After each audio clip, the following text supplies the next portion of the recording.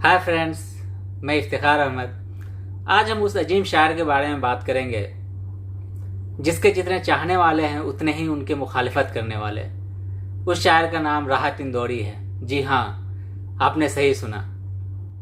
ये एक ऐसा शायर जो 40 से 50 साल तक मुशायरों की दुनिया में मशहूर रहे। इन्होंने अपनी ज़िंदगी में तमाम टॉपिक्स पे शेर कहे हैं, जैसे कि इश्क, एटीट्यूड, हुब्बे वतनी और मोटिवेशनल।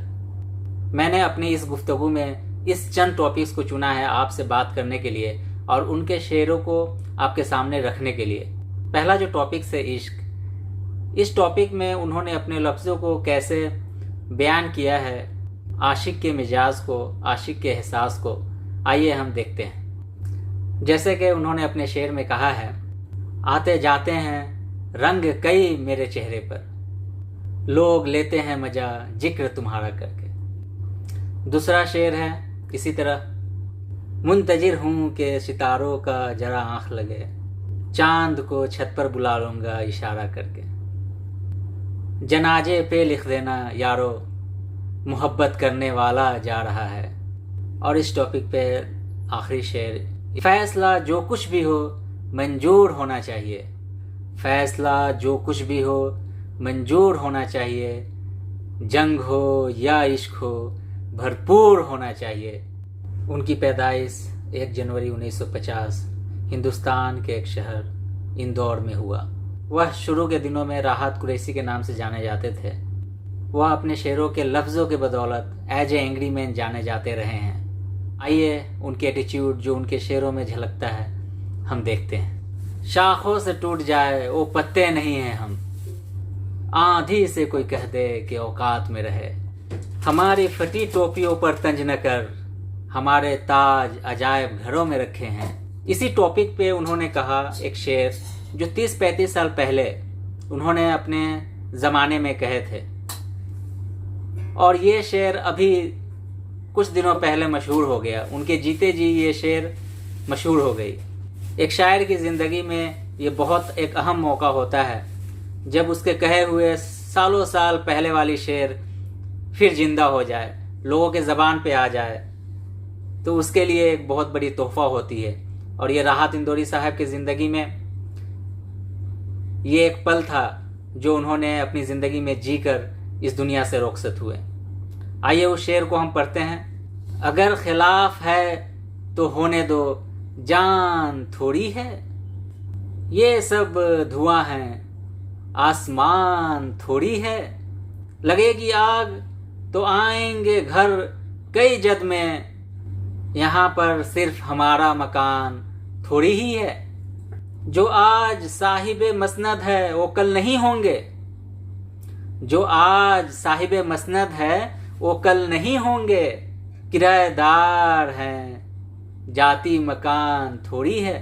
सभी का खून है शामिल यहाँ की मिट्टी में, सभी का खून है शामिल यहाँ की मिट्टी में, किसी के बाप का हिंदुस्तान थोड़ी है।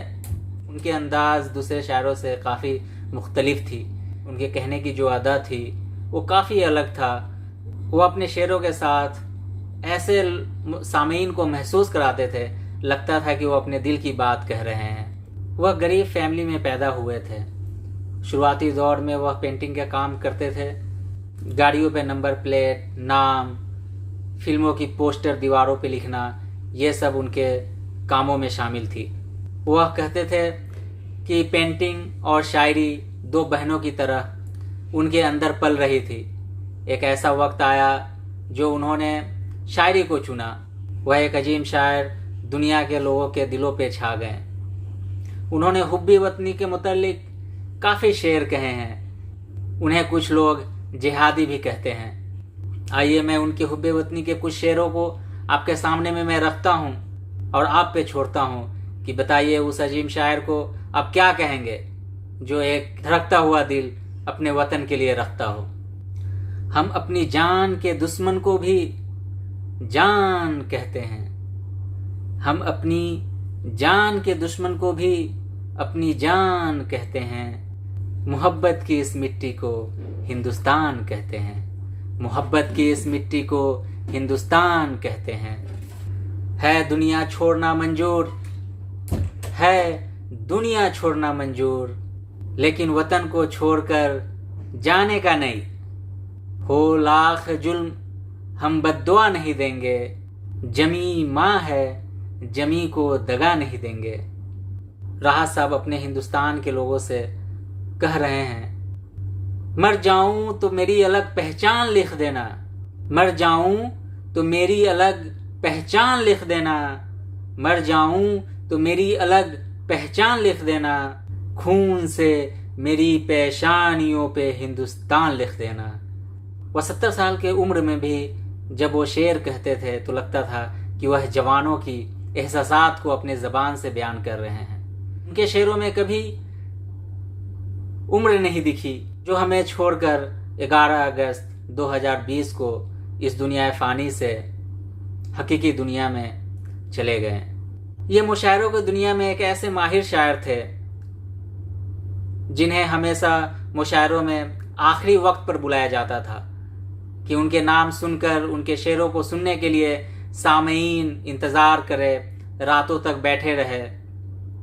और इसी तरह से होता था कि सामईन उनको देखने के लिए, उनके शेरों को सुनने के लिए, उनके अदाओं को देखने के लिए बैठे रहते थे। उनकी जब मौत हुई तो एक फेसबुक पे मैंने एक पोस्ट पढ़ा जो उनके शहर के ही एक उनके जानने वालों ने लिखा था कि वो मुशायरों में लेट होते थे, लेट से ही मुशायरों में पहुंचते थे क्योंकि उनके वक्त को मुशायरे के आखिरी वक्त पे रखा जाता था। इस पोस्ट में उन्होंने कितने अच्छे अंदाज में बयान किया है कि आज एक अजीम शायर मिट्टी में दफन होने के लिए भी आज अपने मुईन वक्त पे नहीं पहुंचा, आज भी लेट है वो। उनकी शायरी हमेशा आने वाले नस्ल को प्रेरित करती रहेगी। मैंने कुमार विश्वास को हमेशा कहते हुए ये सुना है। कुमार विश्वास जैसे कि आप जानते हैं कि हिंदुस्तान के एक नामचीन कवियों में से आते हैं।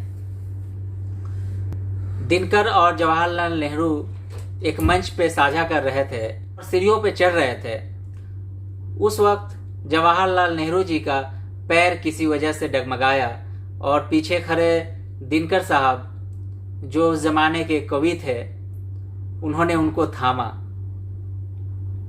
मंच पे जाने के बाद नेहरू जी ने दिनकर जी को शुक्रिया अदा किया और कहा, आपने मुझे थामा।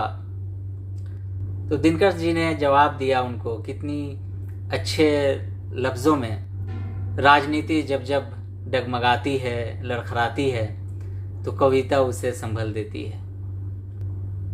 तो शायर अपने ज़माने का हकीकी बयान करने वाला होता है। हर शायर अपने ज़माने का एक आईना होता है। जब उस शायर को आप पढ़ेंगे तो उस ज़माने की तमाम चीज़ें आपके सामने में दिखती है। वो एक हकीकत का एक आईना होता है। उसी तरह से ये राहत इंदौरी साहब अपने ज़माने का आईना है। उनके शेरों को जब आप पढ़ेंगे तो सियासी, दुनियावी और उनकी ज़िंदगी के मुख्तलिफ शुबाओं से आप आशना होंगे।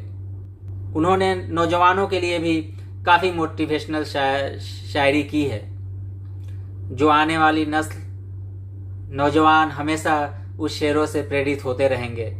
आइए हम उस शेर को पढ़ते हैं जो हमेशा ये मार्गदर्शक और प्रेरित करते रहेगी। रवायतों की सफ़े तोड़ कर बढ़ो, रवायतों की सफ़े तोड़ कर बढ़ो, वरना तुमसे जो आगे हैं वो रास्ता नहीं देंगे। ये क्या, उठाए कदम और आ गई मंजिल। मजा तो तब है कि पैरों में कुछ थकान रहे, मजा तो तब है कि पैरों में कुछ थकान रहे। आंखों में पानी रखो, होठों पे चिंगारी रखो, जिंदा रहना है तो तरकीबें बहुत सारी रखो।